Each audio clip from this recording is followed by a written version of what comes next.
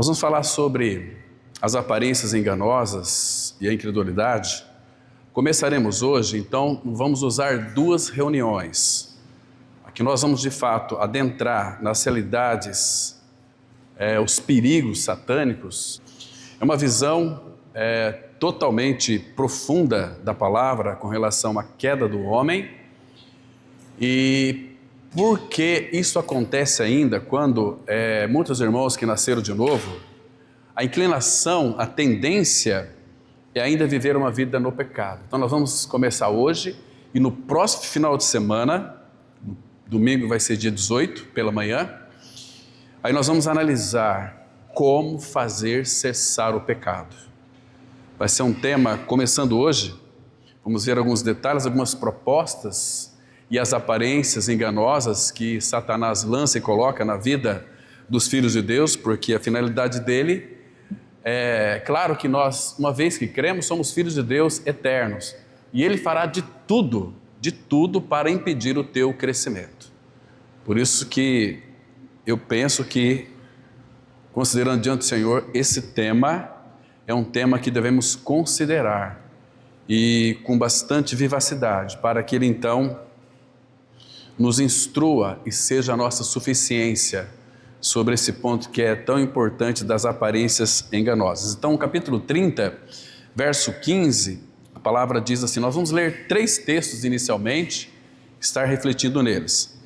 Deuteronômio 30, verso 15 em diante diz assim: vê que te proponho hoje, aqui uma proposta do Senhor, hoje a vida e o bem, a morte e o mal. Irmãos, eu vou, à medida que vou estar lendo, também fazendo algumas considerações, segundo o Espírito vai nos instruindo. A proposta do Senhor, em primeiro lugar, embora isto aqui para muitos, talvez teólogos, está dizendo que é uma coisa obsoleta, foi dita lá no passado, mas este hoje aqui é um hoje diferente do nosso. O hoje de Deus é um hoje que é desde quando Ele é Deus. Tanto é que lá em Apocalipse vai dizer que Ele é o hoje e o amém. Entende, irmãos? E este hoje é um hoje atual, contextualizado para nós. Hoje. Esse hoje se refere à eternidade de Deus hoje. Esse hoje para nós é apenas hoje, é o nosso tempo cronos. Mas este hoje que é o de Deus, ele é desde a eternidade. Então é hoje muito interessante. Então, vê que te proponho hoje a vida e o bem, a morte e o mal. Agora, queridos, preste atenção na exposição que ele vai dizer para nós. Se guardardes o mandamento que hoje te ordeno, e esse mandamento aqui, irmãos, ele é reiterado lá no Novo Testamento, que ames o Senhor. Lembra que Jesus disse lá em João 13:34, novo mandamento vos dou, que vos ameis uns aos outros, assim como eu vos amei. Ele nos amou aqui, Ele nos amou antes de nós nascermos. O amor dele é assim, com amor eterno eu te amei. Amor eterno, não tem nem começo, meio e fim. É o amor eterno, de todas as eras. Então, que guardes o mandamento. Essa palavra guardar, no sentido original, literalmente hebraico aqui, é obedeçais. Agora, para guardar, para obedecer, um detalhe importante, irmãos. Temos dito que Deus nunca pede algo de nós, sem primeiro não nos habilitar.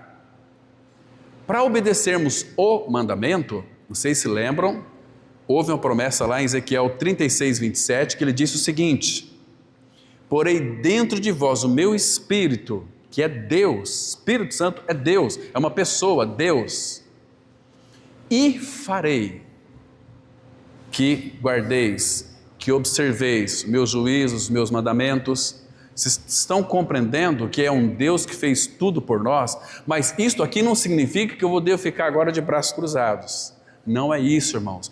O nosso coração tem que ter um desejo por obedecer. Quando nós temos esse desejo de obedecer o Senhor, então Ele vai nos habilitar a obedecer. Aí, aquilo que João disse em sua primeira carta, capítulo 5, que os mandamentos dele não são penosos. É uma pena que muitos acham que são pesados, mas não são penosos, porque eles são feitos em Deus. Ele nos habilitando, nos capacitando a obedecer, nos advertindo com relação à nossa desobediência também. Ele coloca como que um semáforo dentro de nós, para nos orientar. Vermelho, pare por aqui, amarelo, cuidado, e o verde você pode ir livremente. Então, que guardes o mandamento, que hoje te ordeno, que ames o Senhor. Irmãos, um detalhe aqui que é fundamental. Antes de mais nada, antes de qualquer serviço na casa de Deus, estou referindo aqui a esse local de reunião. Casa de Deus é lá no meu lar, quando marido e mulher estão juntos, são cristãos, onde tiverem 2 ou 3, ali estou no meio deles. Ali é a igreja. Entende, irmãos? Agora, preste atenção. E qualquer serviço que nós realizarmos, se nós não fizermos porque amamos o Senhor, aquele serviço que nós vamos realizar, seja qualquer tipo de profissão, porque nós estamos trabalhando para o Senhor em ministério integral, todos os dias, seja lavando louça, seja eletricista, pedreiro, não importa qual é a tua profissão vocacional. Para que tenha sucesso, a primeira coisa é amar o Senhor. Então, a gente pode consultar o nosso coração para ver se de fato nós o amamos. Isso é tão sério que o apóstolo Paulo chega a dizer o seguinte, 1 Coríntios 16, 22, se alguém não ama o Senhor, seja anátema, seja maldito. Porque para nós amarmos a Ele, Ele colocou em nós o seu amor. Romanos 5,5, que o amor de Deus, Ele é derramado em nossos corações pelo Espírito Santo que nos foi dado. Então Ele não deu apenas um amor, este amor infinito foi derramado em nossos corações. Como que eu não vou amar? A não ser, eu posso não amar, quando o meu ego, a minha personalidade está acima do amor de Deus. Porque quando Ele vem fazer habitação em nós, Ele quer operar uma transformação em nosso interior, nunca contra a nossa vontade.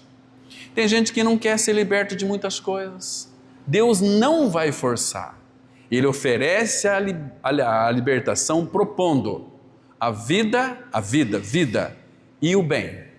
O bem envolve, Filemão 1, versículo 6, está escrito assim, para que a vossa fé seja aumentada, segundo todo o bem que há em nós, para com Cristo. Seria ali, literalmente, por meio de Cristo. Todo o bem que há em nós, todas as bênçãos, está em nós, em Cristo Jesus.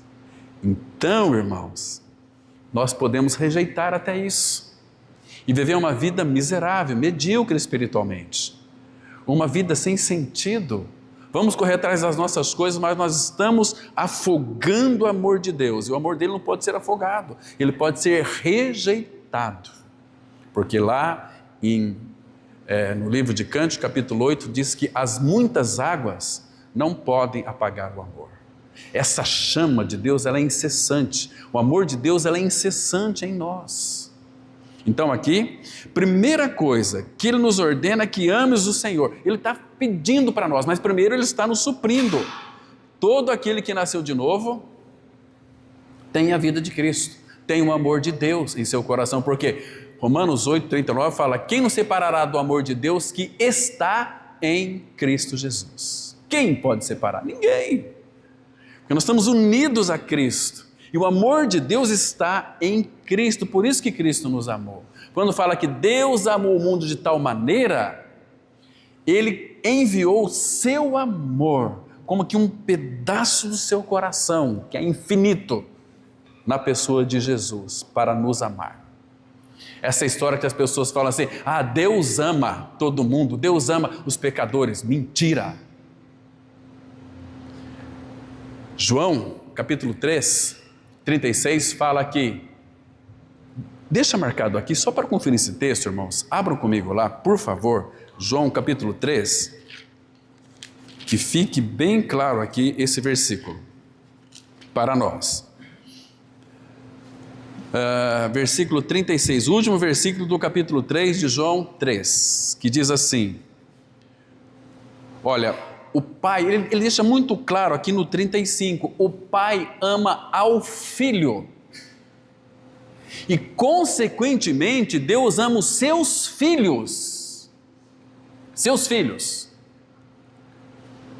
presta atenção, o Pai ama ao Filho, e todas as coisas têm confiado às suas mãos. Agora escute aqui, por isso, porque o Pai ama ao Filho, não ama o pecador, mas não está escrito em João 3,16 que Deus amou o mundo de tal maneira que deu o seu Filho? Deus nos amou em Cristo, fora de Cristo Deus não ama ninguém, muito claro, irmãos. Então o Pai ama ao Filho, e todas as coisas têm confiado às suas mãos, por isso, quem crê no Filho, ou está unido ao Filho, tem a vida eterna.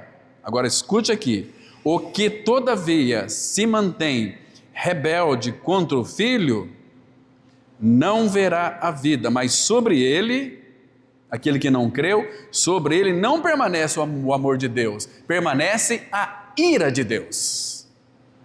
Isso é muito sério, irmãos. Às vezes pessoas falam porque elas criam um conceito religioso na sua mente, Deus é amor, então Deus ama a todos. Se não tivermos discernimento na palavra, nós vamos ter uma visão inadequada de Deus. Nós vamos amar aquilo que Ele ama e odiar e amar aquilo que Deus odeia. Estão me compreendendo, irmãos? Se nós não amarmos ao Senhor Jesus, nós também não conseguimos amar o pecador. No sentido de levar ele a uma experiência com Cristo, pregar, o amor de Deus está em Cristo, não em nós.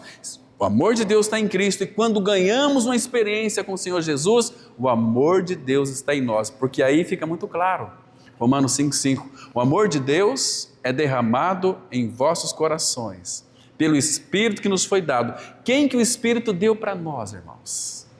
Onde é que está o amor de Deus? O que é o amor de Deus? Deus é amor. O amor foi derramado em nossos corações. Ali está dizendo que tudo que é divino celestial, mas especificamente o amor, é derramado em nossos corações. Porque o amor de Deus não pode ser dado para nós, ele tem que ser derramado. É um amor infinito, é uma fonte que derrama continuamente e vai nos enchendo do amor dele. Quanto mais uma vida devotada aos pés do Senhor, mais nós teremos o amor dele sendo formado em nós. Aí é gostoso, mas o nosso egocentrismo, ele pode impedir o fluir do amor de Deus em nós. Então, aí entra Gálatas 2:20, quando Paulo particulariza aquele versículo lá. Tem muitas pessoas que pegam aquele versículo para si e falam, essa aqui é a minha experiência, eu estou crucificado com Cristo vivo. Não, mas Cristo vive em mim. Não é, irmãos, ali, toma muito cuidado quando Paulo particulariza, ele diz assim, eu estou crucificado com Cristo, ele, experiência dele, vivo não mais eu, mas Cristo vive em mim. Aí ele está falando da libertação do pecado. Eu já vi muitos pregadores da mensagem da cruz dizendo que ali que o homem é salvo. Não é.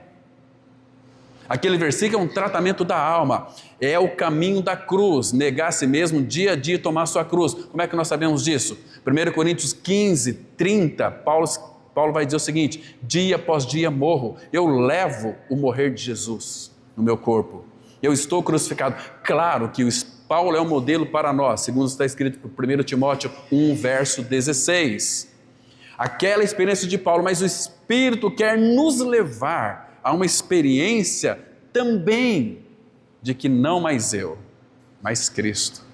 Irmãos, quando nós ganhamos essa experiência de não mais eu, a nossa vida cristã, ela é leve, ela é maravilhosa, nós vamos expressar Cristo. Você vai ter um falar agradável, porque quem tem raiva das pessoas é eu e você. Quem alimenta angústia no nosso coração, porque nós não amamos as pessoas, é eu e você. Mas quando eu creio que eu fui crucificado com Cristo, que eu estou crucificado, lá não fala assim, algumas versões falam fui, mas ali é um presente contínuo, estou. A revista atualizada traz de uma forma como está no original. Estou crucificado com Cristo. Vivo não mais eu, mas Cristo vive em mim. Quando nós nos rendemos, entregamos a Ele, então sim, o meu eu vai ficar calado. Aí eu vou ver as pessoas de uma outra forma. Aí eu vou ser uma pessoa mais agradável, porque Cristo é que vai se expressar através de mim, não é eu. E quando a gente se expressa, a gente já expressa já uma coisa chamada assim, opinião, né? Eu não concordo com isso. Eu penso de outra forma. Consulta ao Senhor primeiro, irmãos. Vocês vão ver domingo que vem a causa da queda. Ela é impressionante. Teve um detalhe ali que eu nunca tinha visto na minha vida, mas aí o Espírito me parou e falou: olha aqui, que coisa impressionante.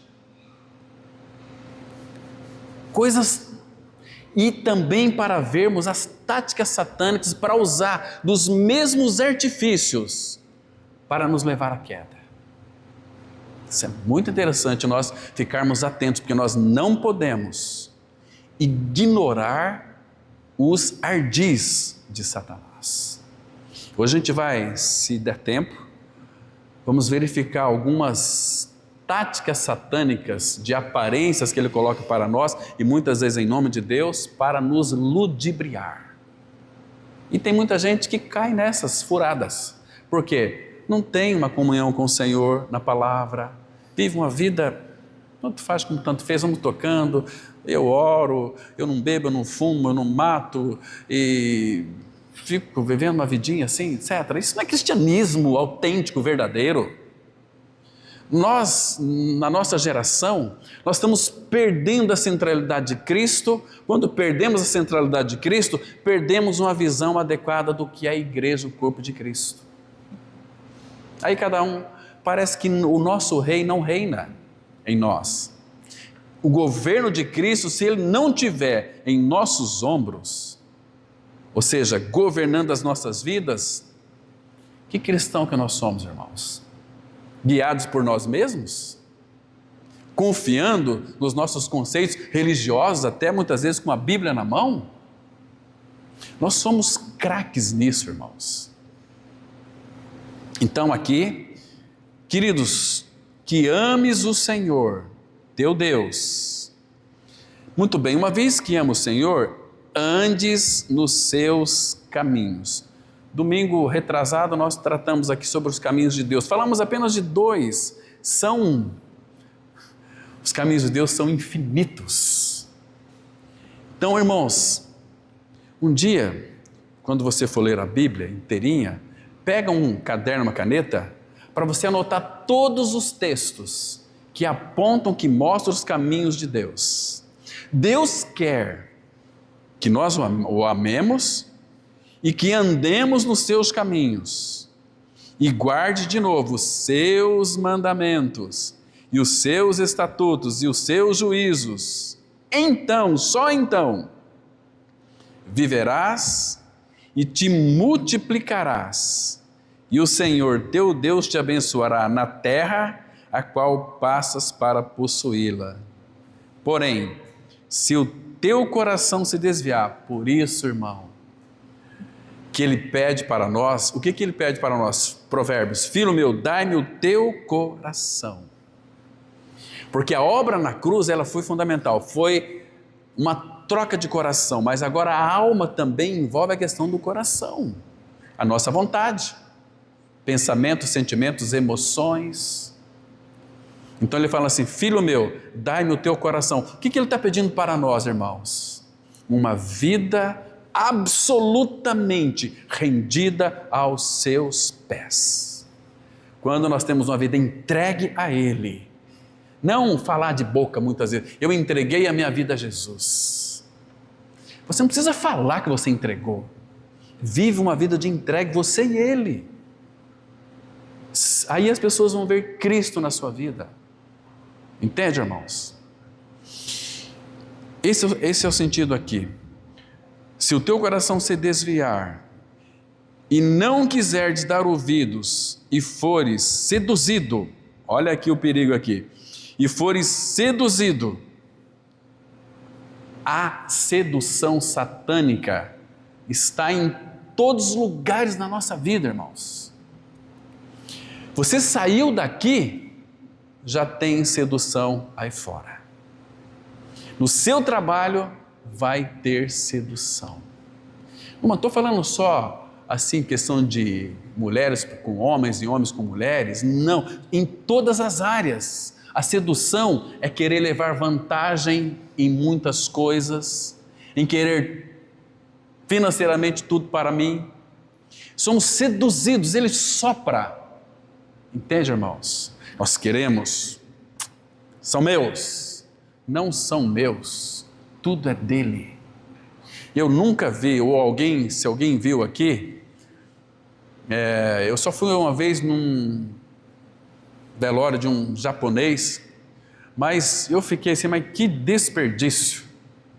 Eu cheguei bem pertinho do caixão assim, falei, nossa, se tivesse ninguém olhando, eu ia pegar uns docinhos aqui. Mas de fora a fora, cheio de doce, cheio de um monte de coisa. Falei, mas para que isso? Estava lá assim, deitado, um relógio bonito. Falei, meu Deus, para que isso?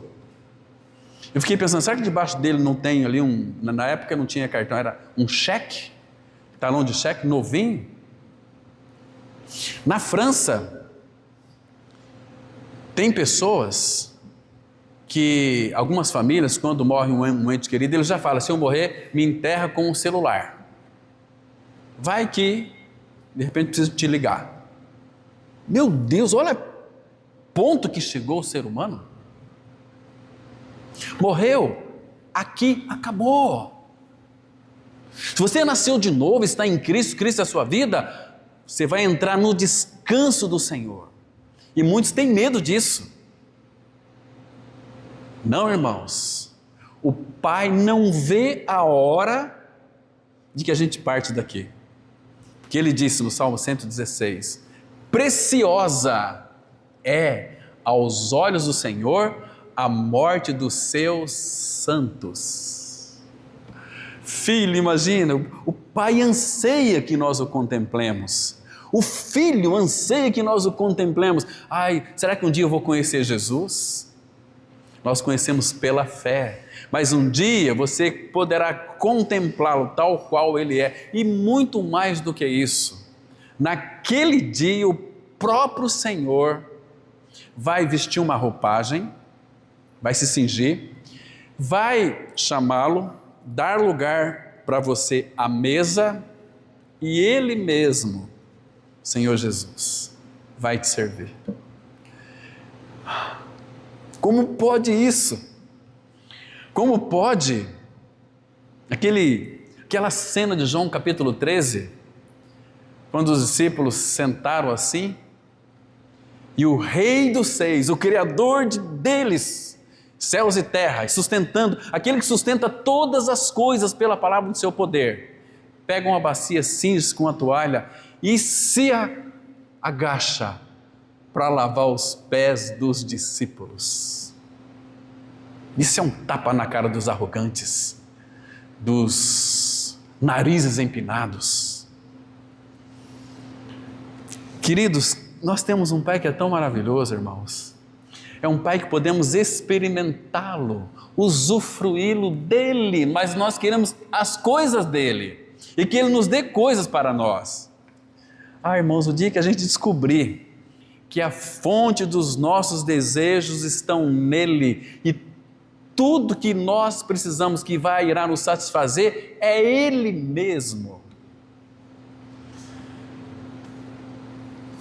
E Ele diz assim, Versículo 19. Os céus e a terra tomo de novo hoje por testemunhas contra ti, que te propus a vida e a morte, a bênção e a maldição. Aí Deus dá uma dica, como que uma dica para nós. Escolhe, pois, a vida, para que vivas tu e a tua descendência. Irmão, quando eu vejo filhos de pais, se dizem cristãos, se desviarem, viver um outro tipo de vida totalmente estranho, eu fico questionando se de fato esses pais são cristãos de fato ou não. Porque todo filho de Deus em Cristo Jesus acredita, crê naquela promessa, Isaías 54, verso 13, que todos os teus filhos serão ensinados, discípulos do Senhor, e será grande a paz de teus filhos. Mas, e se você de repente tem 60 anos, e teu filho 40, e você crê? Então, conceitos na mente do meu filho ganharam a mente dele, a vontade deles é quase que impossível para mim e para você, mas para Deus não. O pastor John MacArthur, ele conta uma história de um homem que creu exatamente com 62 anos e a esposa também. E um filho dele, um era médico e o outro, eu não sei se era advogado, tinha uma profissão lá importante também. Então eles achavam que o pai deles ficavam perdendo tempo, estava ficando gagá porque está velho e agora fica aí atrás de Bíblia, atrás do Senhor, atrás dessa coisa toda tal, e no fundo da casa, uma vez eles chegaram lá, os dois, e o pai dele estava ajoelhado num banquinho debaixo de uma árvore, orando: Senhor, não permita que meus filhos, em lágrimas, nenhum dos meus filhos venha cair na perdição eterna.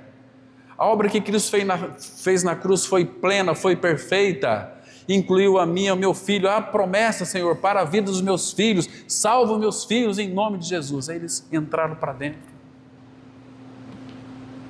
Falou: nossa, papai está louco, papai está doido. Passou-se um tempo, o pai deles veio a falecer, a mãe também, e aquela casa eles queriam vender, e eles foram lá com um corretor lá de imóveis para fazer uma avaliação do valor daquela casa. Aí os dois, olha o banquinho aqui que o papai vinha e se ajoelhava aqui, lembra aquele dia que ele falou: nossa, papai estava totalmente doente. Aí ele sentou ali e o outro foi brincar, e o papai orava assim: Senhor, salva meus filhos. Aí naquela hora o Espírito os visitou e a vida deles foram mudadas, eles foram alcançados. Os pais tinham morrido, mas o pai, quando orava, cria nas promessas que o pai tinha feito em sua palavra para alcançar o filho deles, e aqueles dois filhos foram alcançados, se abraçaram, choraram e pediram perdão para Deus, porque eles até blasfemaram do pai e choraram, e aí começaram a ler a palavra. Irmãos, é o Deus que tudo pode. Entende, irmãos? Então aqui, a terra que vai possuir o 19. Então, que proposta ele tem feito para nós aqui? Irmãos, você quer saber porque muitas vezes você ainda vive uma vida de pecado, às vezes peca?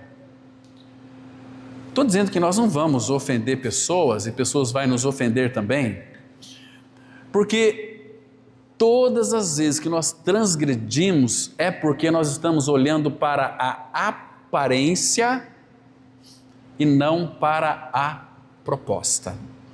Satanás ele vai usar duas coisas fundamentais: a aparência e a proposta. E é aqui que muitos caem.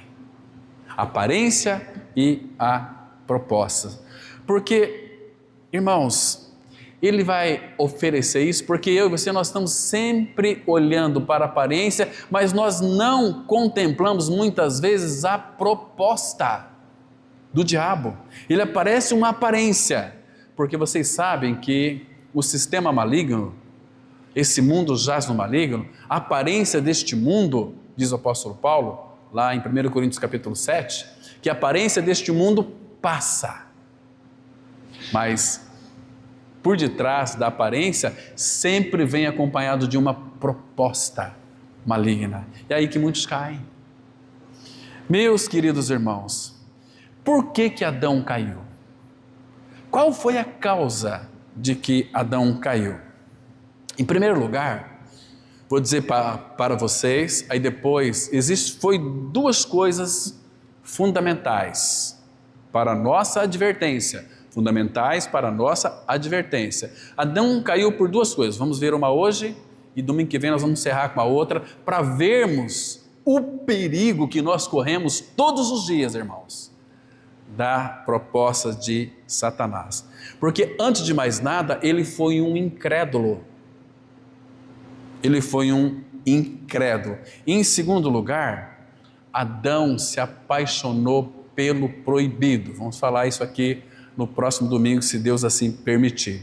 E hoje muitos pecam. Qual é a causa?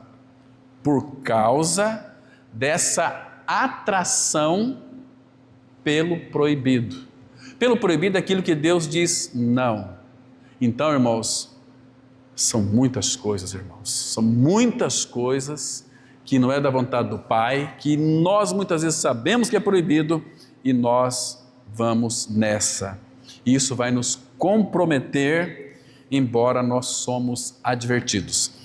Vamos lá para 1 João e olha a advertência que ele diz aqui. 1 João 2, vamos ler o 15 e o 16 e o 17. Aí depois quero analisar aqui, não vai dar para a gente analisar com detalhes essas três coisas que há no homem. Primeiro ele diz assim, 1 João 2,15, não ameis o mundo, não ameis o mundo. Irmãos, que mundo que é esse que não é para a gente amar? Ah, não, uma vez eu conversei com uma pessoa, ela falou o seguinte, não, eu não gosto de flores. É um direito seu, mas por que você não gosta? A Bíblia diz para não amar o mundo. Eu falei, meu irmão, não tem nada a ver. A criação de Deus ela é maravilhosa para nós contemplarmos. Tudo que Deus criou é para o nosso aprazimento, para o nosso desfrute. Imagina só, contemplar uma flor, saber que foi Deus quem criou. Não é este mundo que Ele pediu para não amar. Jesus nos exorta a olharmos para os lírios do campo. Ele manda a gente ver passarinho. E quando você começa a contemplar passarinho, esses dias eu estava conversando com um sorveteiro, não creu no Senhor, é uma pessoa, um homem muito trabalhador, aposentado. Ele falou para mim o seguinte, fiquei admirado, irmãos. Olha, hoje em dia, viu, menino? Eu falei, obrigado pelo menino. Hoje em dia as pessoas andam muito estressadas. Isso gera ansiedade, depressão. Eu falei, estou falando com um psicólogo? Não, eu sou um sorveteiro. Eu não tenho nem leitura. Mas uma coisa que eu aprendi para não ficar muito assim ansioso e preocupado com nada, eu gosto de olhar as árvores, os passarinhos, as borboletas. Eu contemplo esses... Olha que coisa mais linda o cantar do bem-te-vi. Tinha um bem-te-vi cantando assim. Puxa, que coisa... Olha as araras... Entende? Que lindo que é contemplar. Então, isso Jesus nos orientou a gente buscar. Quando você está muito estressado, porque vai ter momentos que você vai ficar estressado.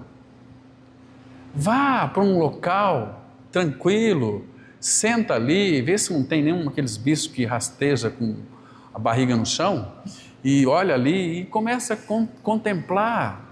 Essa questão, a expressão, está nervoso, vai pescar, isso é uma grande verdade. Você vê o rio, você vê as minas, você vê as fontes das águas, o cantar do pasto, você vê animais, que coisa linda, irmãos. Mas não é este mundo que não é para a gente não amar. Quando fala aqui, não ameis o mundo, então que mundo é esse que nós não devemos amar? Esse mundo que nós não devemos amar é um mundo, é um sistema construído pelo homem, que foi efetivado, colocado aqui nesta terra, na qual ele tenta se fazer feliz sem a presença de Cristo. Este é o mundo. Sistema no qual o homem edificou. A mesma coisa, você pode ler lá, ler Gênesis capítulo 11, quando começaram a edificar aquela torre de Babel.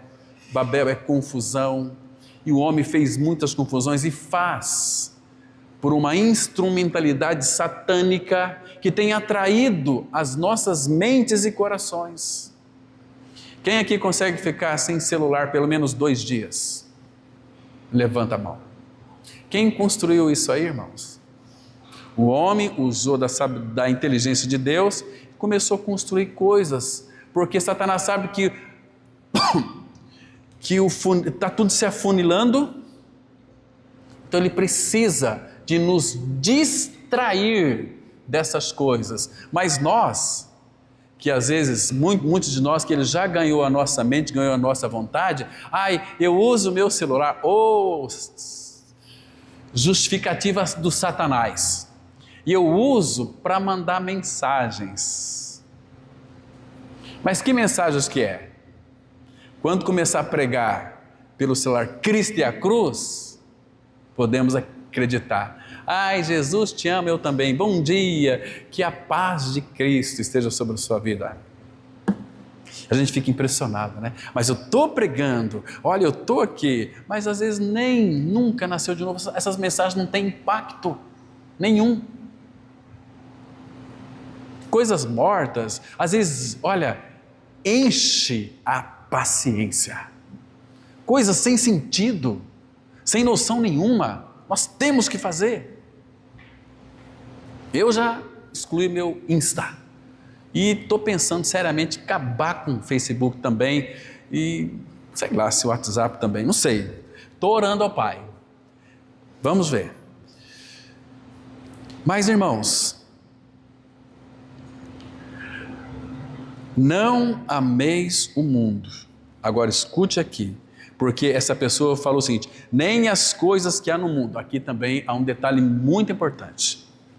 Aqui, irmãos, há uma rede terrível, invisível, que vai pegando um monte de peixes, nem as coisas que há no mundo.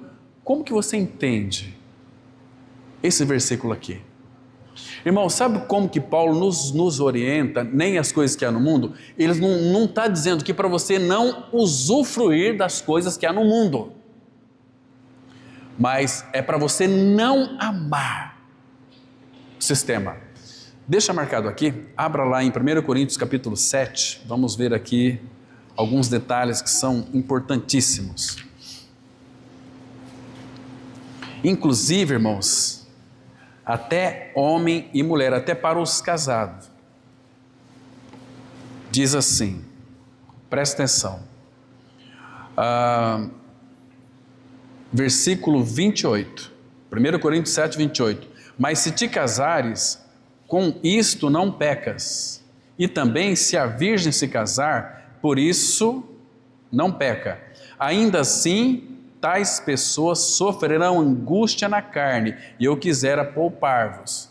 Eu sei que tem, a maioria que são todos casados, não vai pensar que casamento é um mar de rosas, não. Vai ter dias que você vai ter angústia na carne, sim. Está me compreendendo? Por que vai ter? Porque é Deus que está dizendo através das penas do apóstolo Paulo. Agora, veja o versículo 29.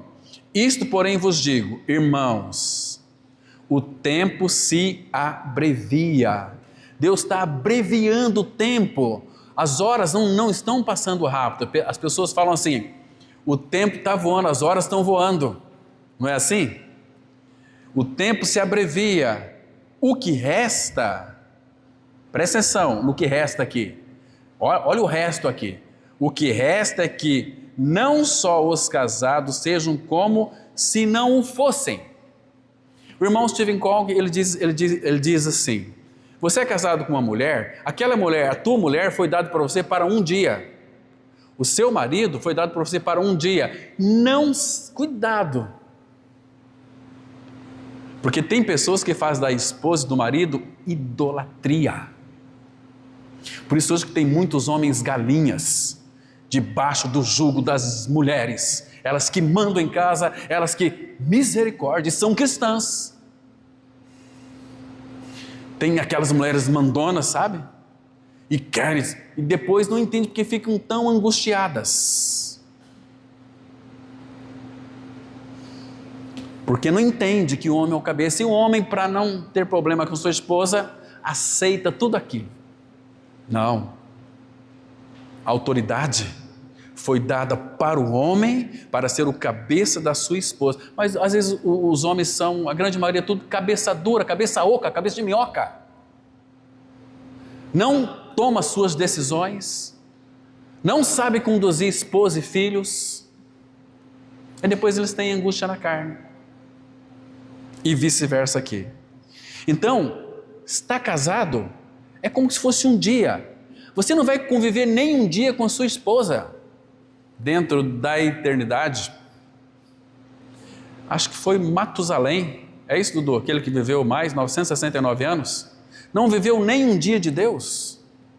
Então é muito pouquinho o tempo nosso aqui de casados. Hoje em dia, falar em casamento, eu acho um milagre quando eu ouço que um casal se casou. Papel e recebeu a bênção lá no altar. Não tem mais isso.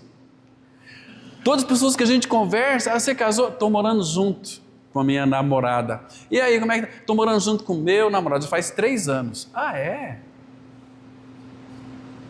Meu Deus, que interessante é isso, né?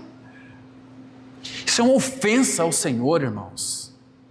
Filhos de cristãos. Continua dizendo o seguinte, verso 30, mas também os que choram como se não chorassem, e os que se alegram como se não se alegrassem, e os que compram como se nada possuíssem. Você vai comprar em uma fazenda, vai edificar uma empresa, comprar um carro novo, é como se você não tivesse. Não se apegue a essas coisas, pegue com mão leve, é por breve tempo. Não abraça as coisas, é meu, etc. Senão você vai morrer do coração. Um tempo atrás, reunido com uma família esfacelada. Era para ser financeiramente muito bom. Brigam, ninguém sabe administrar nada, tão esfacelado. Quem que confessava a sua morte, a ressurreição com Cristo, hoje nem menciona a pessoa de Cristo, não quero saber mais de nada. Vamos aguardar aí que entre um presidente novo. Meu Deus, que frustração! Isso significa que nunca creu de fato. Teve uma regeneração psicológica da mensagem da cruz, mas não tem realidade espiritual. Não compensa, irmãos. Esse mundo passa e também a sua aparência. Agora, para onde irá a tua alma? Irmãos, nós como cristãos, você tem desfrutado de uma alegria plena no Senhor? Você tem desfrutado dessas delícias perpetuamente que é o Senhor? Você tem se agradado no Senhor? Ele continua aqui no verso 31. E os que se utilizam. Aqui o sentido é você pegar com mão leve. Não pega, meu. Você vai sofrer. Você vai ter taquicardia. Você vai ter problema de coração. E quando há perdas na vida daqueles que estão se apegados às coisas, vai ter problemas. E os que se utilizam do mundo, como se dele não usasse. Usa, mas o sentido é, não se envolva tanto com esse sistema mundano. Que Deus nos tirou das trevas para a luz, foi para que nós vivamos para Ele aqui, para fazer a vontade dEle.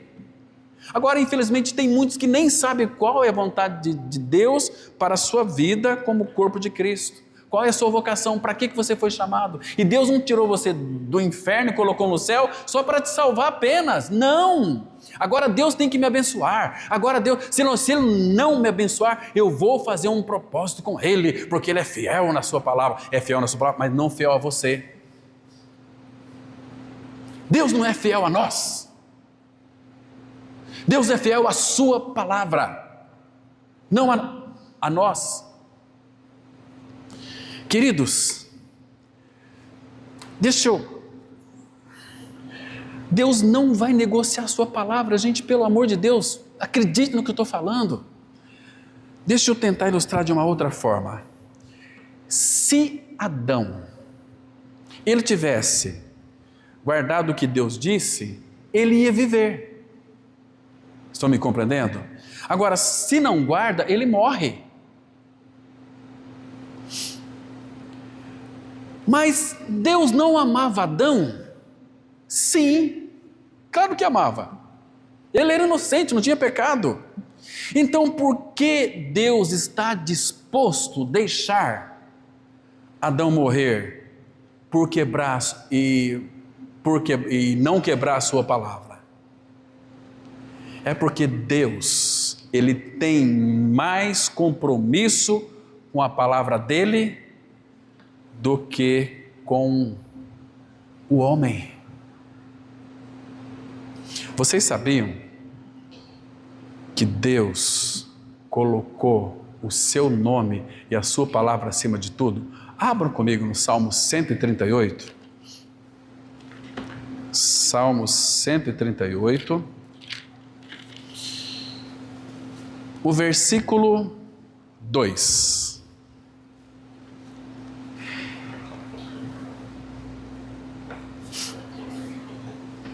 Diz assim, Salmo 138, verso 2: Prostrar-me-ei para o teu santo templo e louvarei o teu nome por causa da tua misericórdia e da tua verdade. Aqui ele está dizendo que Deus é fiel à verdade dele e que se nós estamos firmados na palavra, guarda a tua palavra no meu coração para não pecar contra ti, firmados na palavra dele, a fidelidade dele pode nos alcançar sim, aí sim, ele é fiel à palavra. Nós estamos ligados, conectados à palavra, aí sim, a fidelidade dele vai nos alcançar, porque nós estamos na palavra. Ele disse lá em 3 João 1,4, não tenho maior alegria, maior satisfação, maior prazer a de ouvir que os meus filhos andam na verdade. Não tem maior alegria do que esta. E aí ele diz o seguinte aqui, pois magnificaste. O que significa magnificar? Exaltar, colocar num lugar muito elevado, inalcançável. Mas como é que nós podemos então alcançar a palavra de Deus? Porque essa palavra que estava num lugar inalcançável, ela se fez carne e habitou entre nós, cheio de graça e de verdade. No princípio era a palavra estava com Deus, e a palavra se fez carne e habitou entre nós, então ela ficou tangível para nós, podemos tocar a palavra dele. Irmãos, pois magnificaste, exaltaste acima de tudo, primeiro, o teu nome e a tua palavra. Tem muitas pessoas achando que são os fofinhos de Jesus, os ursinhos puff de Jesus. Ai, Deus vai me honrar com a sua palavra. Você está enganado, rapaz. Totalmente enganado. Achando que Ele vai desonrar a palavra dEle para honrar você? Nunca! 2 Timóteo 2,13, seja todo homem mentiroso e Deus verdadeiro. Deus não pode negar a si mesmo. Isso é muito claro, irmãos. Então, Deus jamais vai quebrar, irmãos, a sua palavra. Preste atenção aqui. Havia, no início, um princípio no céu. Lembra? Ninguém é semelhante a Deus. Lembra disso? Ninguém é semelhante a Deus. Teve um querubim da guarda, sinete da perfeição, que queria ser igual a Deus. O que aconteceu com ele? Caiu. E teve mais uma porcentagem de anjos que aderiram à ideia desse querubim. O que aconteceu com eles? Caíram. Agora, irmãos, muitos pensam que Deus vai honrar eles, porque Deus pode quebrar a palavra dele, falando que ele é misericordioso, mas ele é justo e não vai quebrar, sabia, irmãos? Olha, então, quando Adão desobedeceu, presta atenção aqui, você acha que Deus iria desonrar a sua palavra? Ou não? Claro que não, jamais. Então, entre honrar o homem e a palavra dele, o que ele disse para Adão? Sai do paraíso. Sai do paraíso. Muito claro. Então, ele é fiel a quê? Fiel à palavra dele. Jeremias 1,12 diz assim: eu velo sob a minha palavra para a cumpri-la. Então, irmãos, muito cuidado com isso.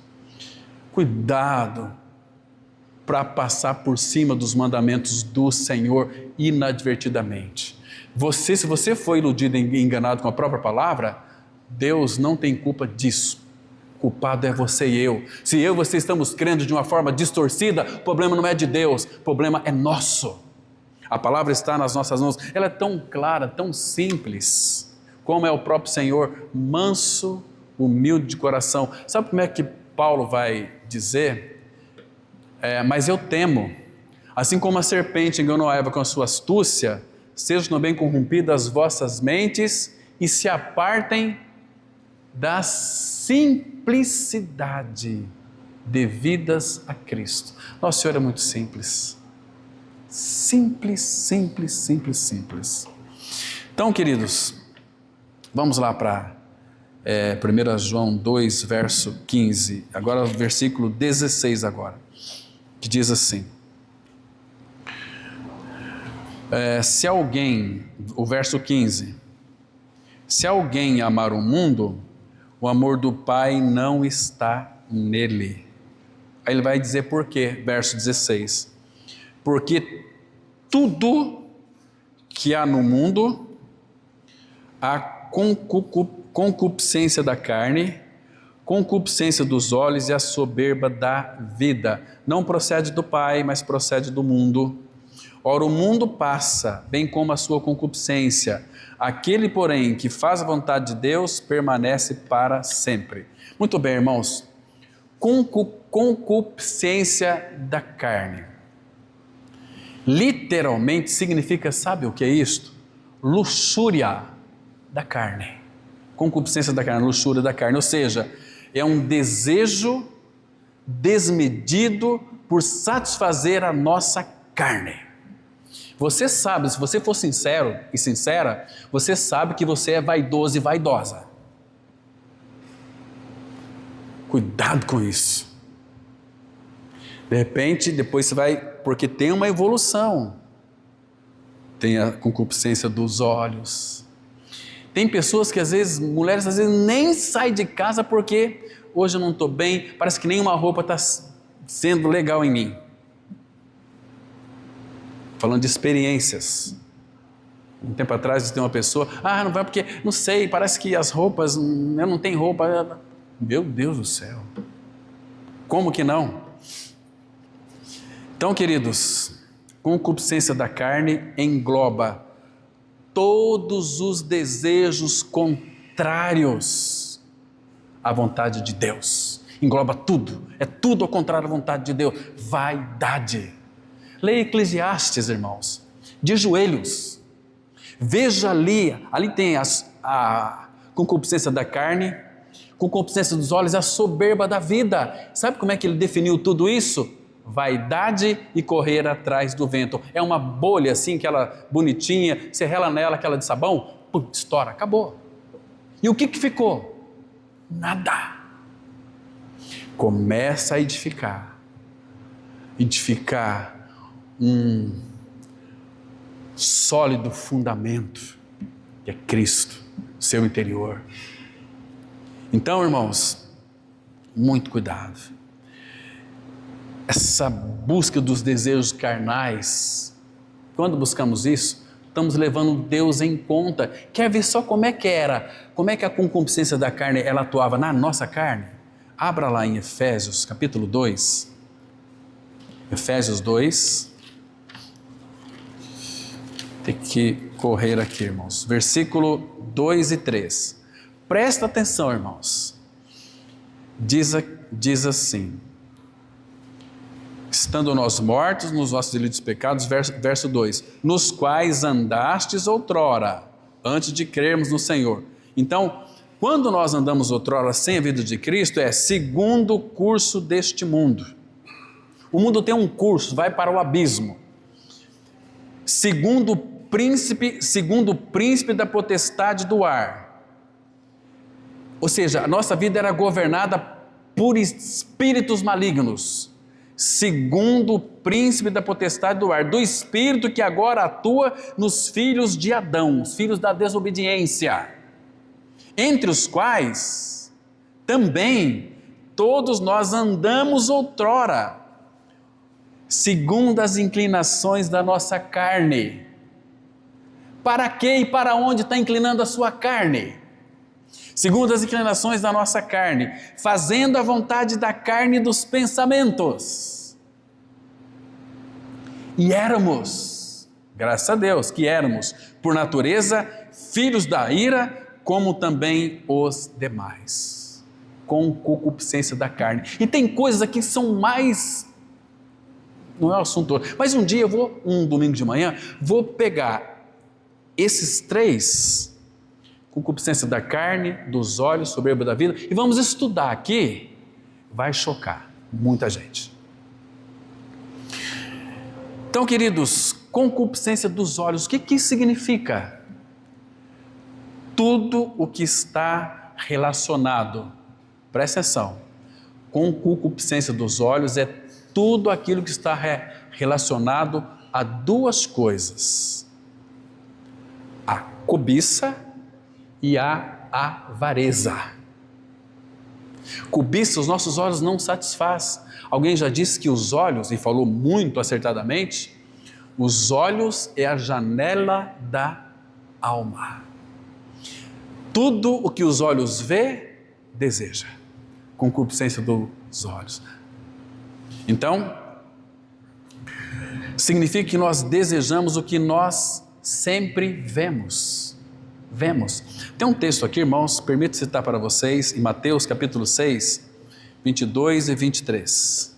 Mateus 6, vamos dar uma olhada aqui no versículo 22 e 23. Vamos aqui, com a ajuda do Senhor, entender esses dois versículos aqui. Ele diz assim, Jesus está dizendo aqui, colocou aqui um subtítulo de luz e trevas.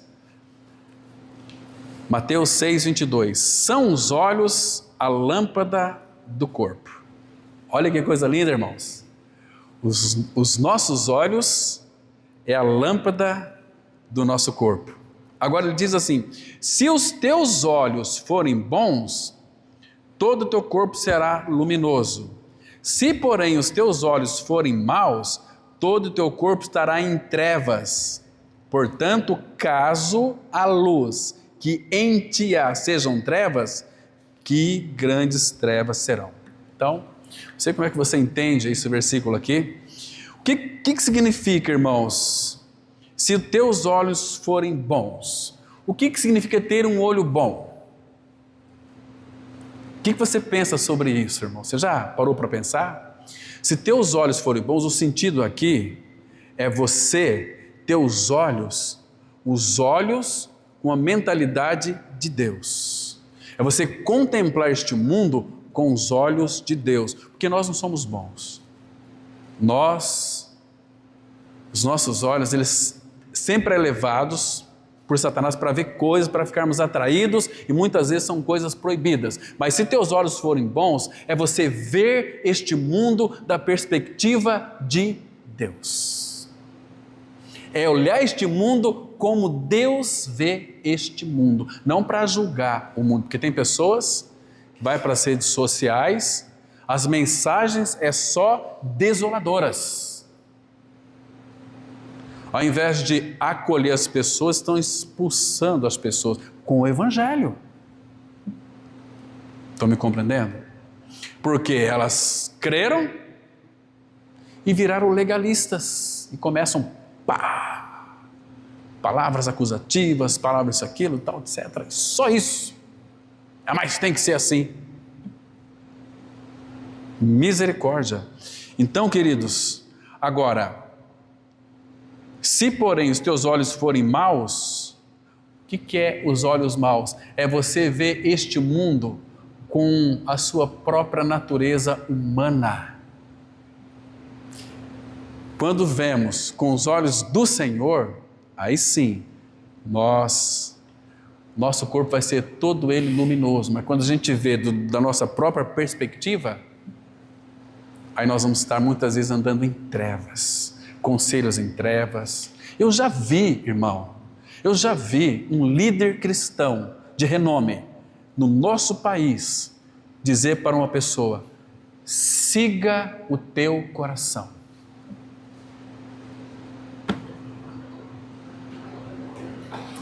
Por que não disse segue a orientação do Espírito? Deixe-se ser guiado pelo Espírito. Siga o teu coração. Maldito o homem que confia no homem, no seu próprio coração. A palavra vai dizer lá em Provérbios 26, 28, que confia no seu próprio coração é insensato, é louco, é débil mental. E tem lá em João 15, 16, fala que da soberba da vida. O que é a soberba da vida? Antes, porém, abre em Provérbios 17, versículo 24. Tem mais um versículo aqui sobre a questão da luz. Provérbios 17, versículo 24, que diz assim. Agora aqui é a questão já da soberba. A soberba da vida. 17, 24 diz assim: a sabedoria é o alvo do inteligente, mas os olhos do insensato vagam pelas extremidades da terra. Que coisa linda! Sabedoria é o alvo do inteligente. Sabedoria, Cristo é a nossa sabedoria.